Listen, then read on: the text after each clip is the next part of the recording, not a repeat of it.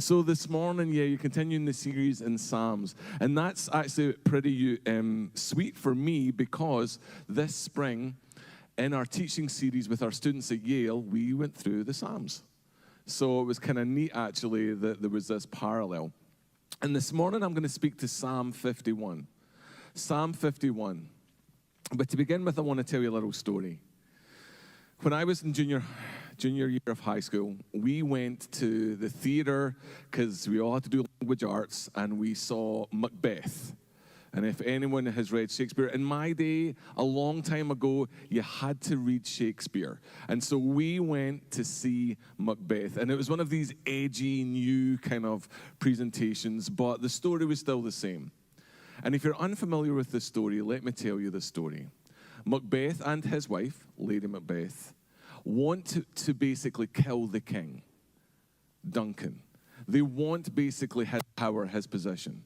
And they scheme, and Macbeth goes off to do the deed and kill the king.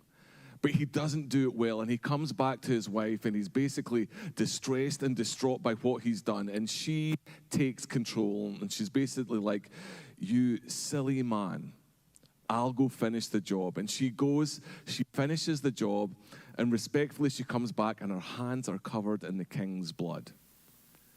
And he's still distressed, and she basically says, "Put your nightgown on and go to bed. Look, I'm okay. I'm fine with what we've done. You should be fine too." And she puts him to bed, and she goes to bed.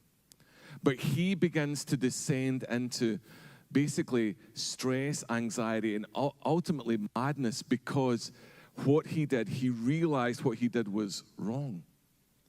And she seems okay about it. But then in Act 5, we have this famous, what's called the soliloquy, where she basically comes to the front of the stage and she speaks as if to us. And basically, she's sleepwalking. But she confesses, actually, she's not okay. And she's confessing that what she did, she knows was wrong. So I'm going to read a little bit of that, okay? Can you bear with me while I read a little bit of Shakespeare? Just a few lines. But it's so important to our story in Psalm 51 today. Now, it's Old English, so forgive it, okay? It don't always make clear sense, right? But this is what she says. "Yet here's a spot out, I say, 1, 2, why? Then 'tis time to do it. Yet who would have thought the old man to have had so much blood in him? Will these hands never be clean? No more of that, my lord, no more of that. You mar me with all this starting. Here's the smell of blood still. All the perfumes of Arabia will not sweeten this little hand. Wash your hands, put on your nightgown. Don't look so pale. I tell you, Banquo's dead. He cannot come out of the grave. To bed, there's knocking at the gate." And then she says this, "Come, give me your hand. What's done cannot be undone. To bed, to bed, to bed." She basically says, there's no going back. We did it.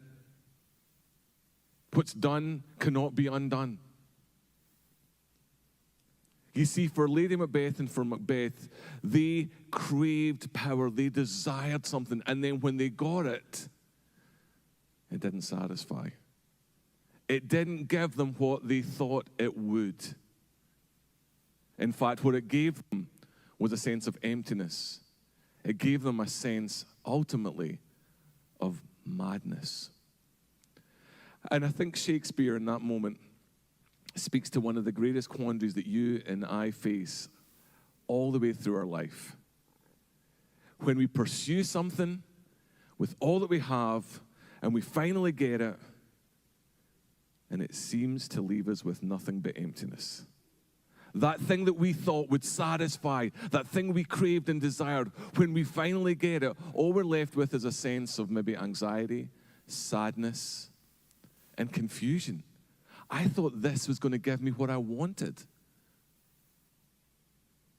You see, Shakespeare is speaking to one of the oldest things we face, desires.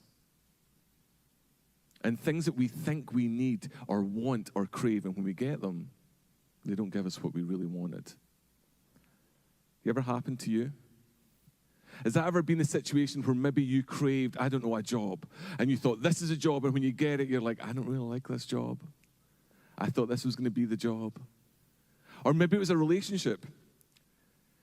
You craved this relationship, you desired it, and you get it, and you're like, I don't like them. They're not the same person I thought they were going to be. But you see, that can go to anything. It can go to finance. It can go to the whole range of things we face in life. But when we crave and desire things that aren't of the Lord, they'll never satisfy. They'll never fulfill.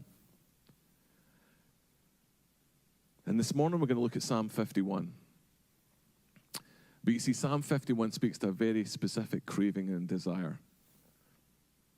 Because as those of us who know this story, it's about David craved a woman. He desired a woman. And Psalm 51 focuses on the area of sexual relations. It's almost like this base desire within us that wakes up as we grow up. And we're going to see this morning that David pursued, desired, got what he thought he wanted, but God knew better. And we have to come to a point where we see in this story where David could have said, what's been done cannot be undone. But our God says otherwise, amen? We're going to see this morning, God's going to say to you and me, actually what's been done can be undone. But only in and because and through him. So let's look this morning at Psalm 51, a Psalm of David. And let's look at these words together. We're going to read the first 10 verses of Psalm 51. It says the following, Psalm 51. Have mercy on me, O God, because of your unfailing love. Because of your great compassion, blot out the stains of my sins. Wash me clean from my guilt. Can you hear Lady Macbeth? Purify me from my sin, for I recognize my rebellion. It haunts me day and night. Against you and you alone have I sinned.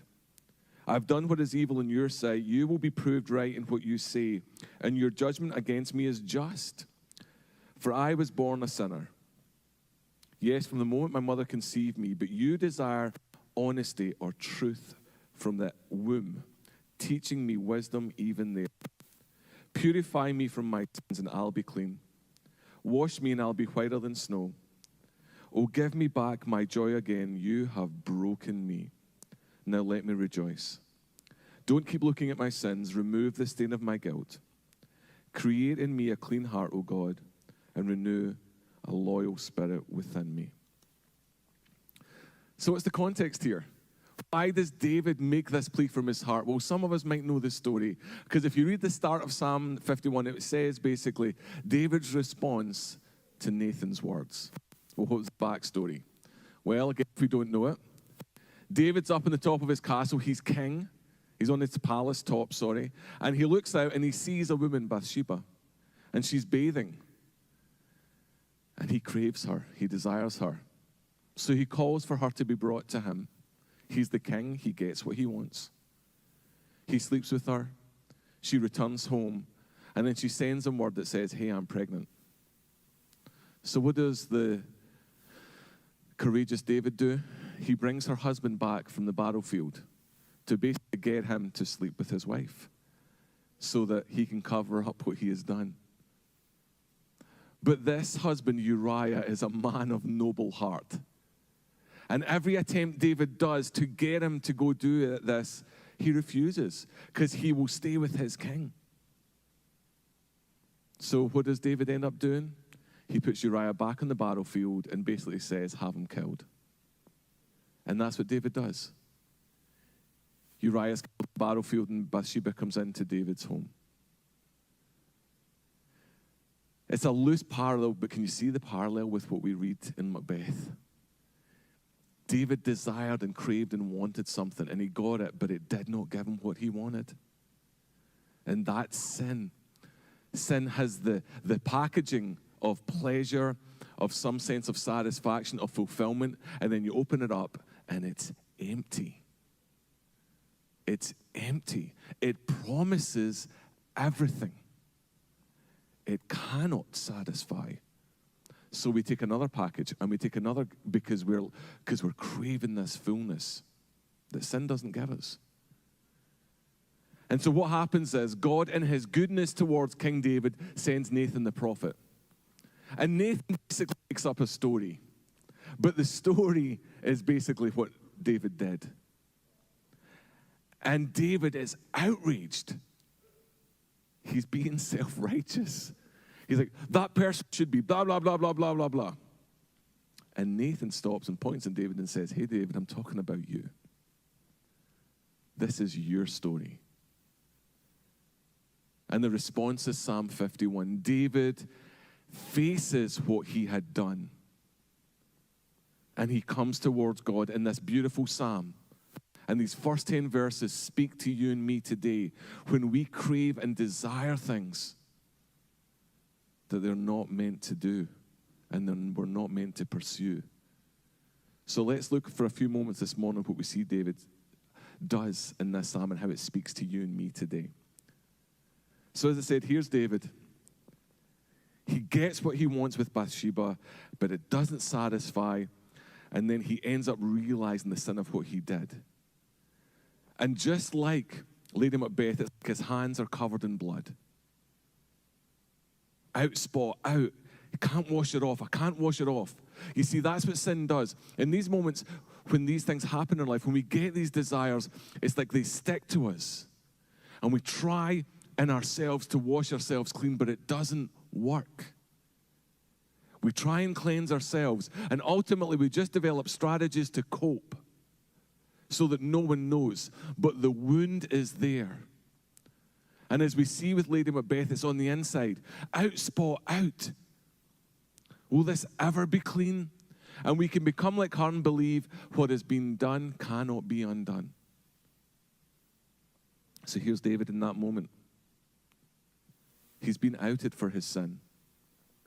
And I think we can see three things in David that speak to you and me. We can see shame, we can see guilt, and we can see how in this area, when it comes to relationships, it affects all of those around us. So here's the first thing we see. In this moment, when Nathan speaks to David, David is shamed. Nathan and David weren't by themselves. The whole court would be there. And when Nathan tells the story, and David gets all upset, and Nathan says, it's you, everyone would be looking on. David would have had a sense of shame. Now, here's the problem for you and me today. Our culture tells us you should have shame about nothing. There should be no shame in your life. Our culture, our society is trying to take shame away. And shame at times is very unhealthy, but shame can also be okay. Because here's David standing here, shamed. But our culture would say you should feel nothing shameful about sexuality and sex. That's repressive. That's oppressive. You should be free to do what you want. So the first thing we can see here is shame. There's a voice telling us you can do whatever you want. It's okay. Cast off all those burdens. Cast off that shame. You be you. But there's something else going on here. There's guilt. Now, we think guilt's a negative thing. But you see, the word for guilt can often be swapped for conviction. There was a sense of conviction coming upon David. But again, our world will tell us you should feel guilty about nothing you do. But that's not how it works. There's something within us, we can call it the natural law, that speaks all the time. And when we do things that we know we shouldn't do, it's there, isn't it? It's right there. And even when we say, no, I should just cast that off, we can't escape it. Respectfully, when people have one-night stands, and culture would say, that's okay. Yet it's here, and it's carried from that point forward. That sense of, that was wrong, that wasn't right. And then we end up saying, well, what's done cannot be undone. I just got to live with this for the rest of my life. I got what I wanted, I opened the box and it was empty. But I've got to carry the wound for the rest of my life. So we can speak to shame and we can speak to guilt. But there's one more thing we can speak to here. David says something really interesting in this psalm. He says, against you and you alone have I sinned, God. But that's not true. What about Bathsheba? What about Uriah? He sinned against them as well. And if we continue with David's story, he knows that. But you see, this is again the plague of our modern world. Well, if it doesn't harm anyone else, it's okay. Now, respectfully, we have to think about the issue of pornography in our culture. Well, it's just me. It doesn't hurt anyone. But that's a lie. 1 out of 5 teenage girls have now reported some form of sexual violence. 1 out of 5. And even the secular media will tell us the biggest driver is what? Pornography.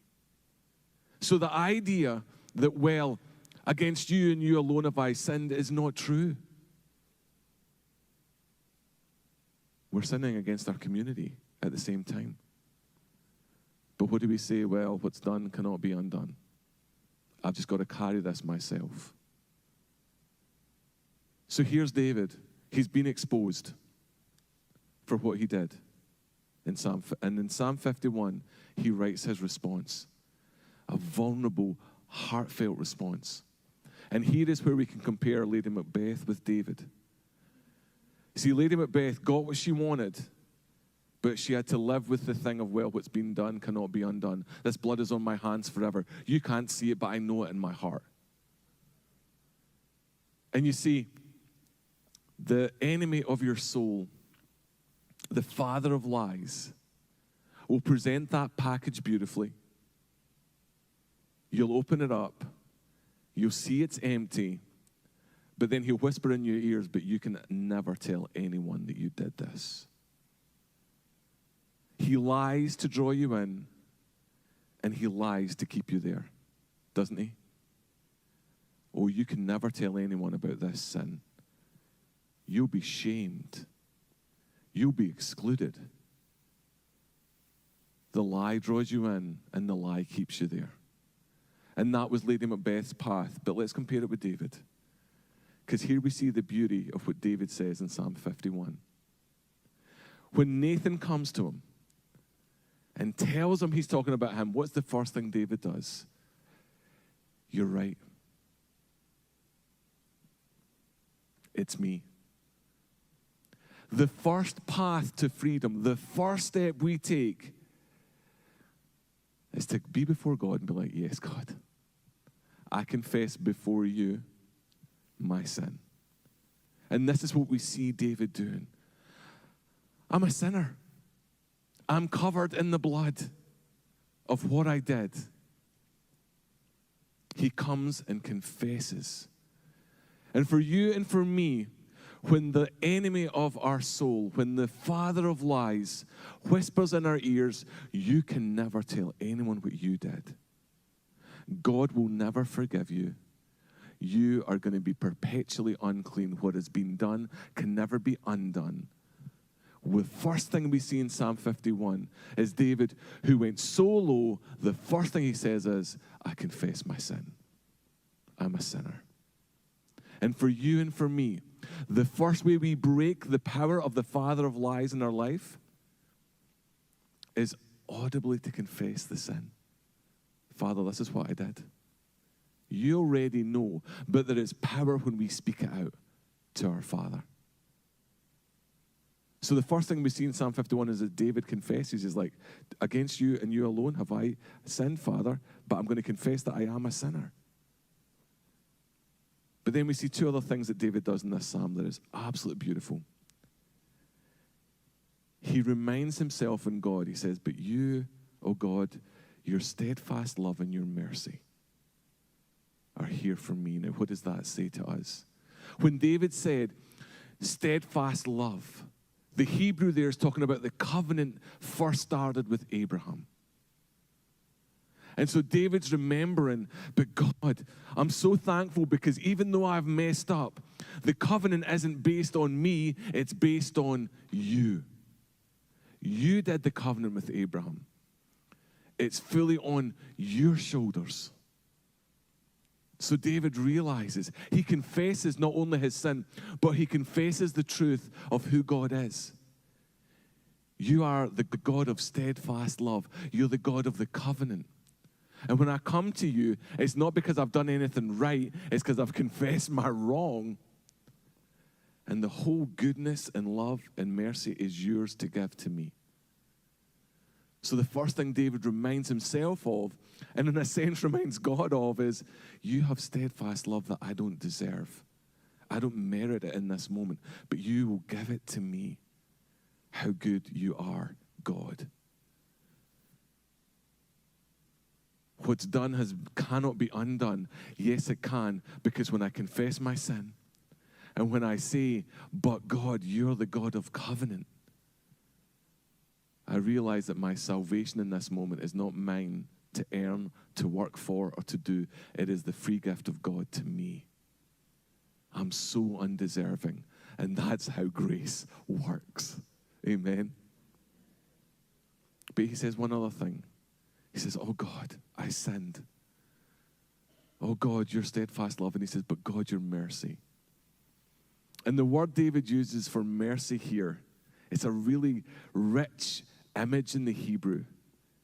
It talks about womb love. What does that mean? The word mercy in this context is talking about the love that a mom has for the baby in her womb when she doesn't even know that baby. She doesn't even know that baby yet, but man, does she love that baby. And so David's reminded, God, you've got a covenant love for me, but more than that, you love me with a love I don't understand. It's this womb love. It's indescribable. It's fully who you are. And that's how you love me right now. So David stands here in the midst of everything he's done. And he says, yeah, God, I sinned. But God, but Father, the covenant is yours. I can't earn it, but God, I receive it this morning. And I receive it because the kind of love you have for me is indescribable. It's not human in any way. It's wholly other. It's your love. And you give that to me today. So let's pull all this together. Lady Macbeth and Macbeth craved and desired something. They wanted power. And they pursued it, and they got it, and it tore them apart. And in that famous little passage in Act 5 of Macbeth, she basically tells, I know I've done it. No one else knows, but I am being torn apart because his blood is still in my hands and no one can see it, but I know it. And she ends by saying, what's done cannot be undone. But as we journey through Psalm 51, we see David face sin far greater than most of us will ever know. He craved, he desired, he got what he wanted. And the box was empty. But God in his goodness sent the prophet to say, David, you got to confess your sin. And he confesses, but he remembers the goodness of God. And he ends in verse 10 with those beautiful words where he says, what? Create in me a clean heart and renew a right spirit within me. But see the word he uses, create? It's the word used in Genesis when God creates the world. Now think about that for a moment. If God can create everything out of nothing with just the words of his mouth, how easy is it for him to create a new little heart in me? Amen. David uses the same word for the creation of everything to create a clean heart in me. In other words, for God It's easy. So this morning, Psalm 51 is a hard psalm because it makes us confess our desires, our cravings, our longings. And it makes us face the fact that when we get them, they'll never satisfy. But it reminds us when we come to the one true King, when we come before the King of Kings and Lord of Lords and his throne and say, God, I confess what I've done wrong. But more than that, God, I remind you and I remind myself of your love for me and the fact that it's all grace because of you. Then I know you can create a heart in me that's clean just like that because you're the one true God. I'm going to ask the worship team to come back up. I'm going to ask us to bow our heads now, and we're going to respond in prayer to these words today. I don't know you, and you don't know me. I don't know what you have craved and longed and desired for, and you don't know what I have craved and longed for and desired for. And I don't know what you have got, and you don't know what I have got. But what I do know is that it didn't give me what I thought it would. It didn't satisfy, and it didn't fulfill. All it did would make me crave for even more. And here we see in this beautiful psalm this morning, Jesus speaking to you and me and saying, hey, for Lady Macbeth, it was fatal. She believed what's done could not be undone. But Jesus' words to you and me this morning is, that's a lie. That's a lie. That's a lie. Whatever we have done can be undone. When we come to our forgiving God, our loving God, and our God who loves to create in us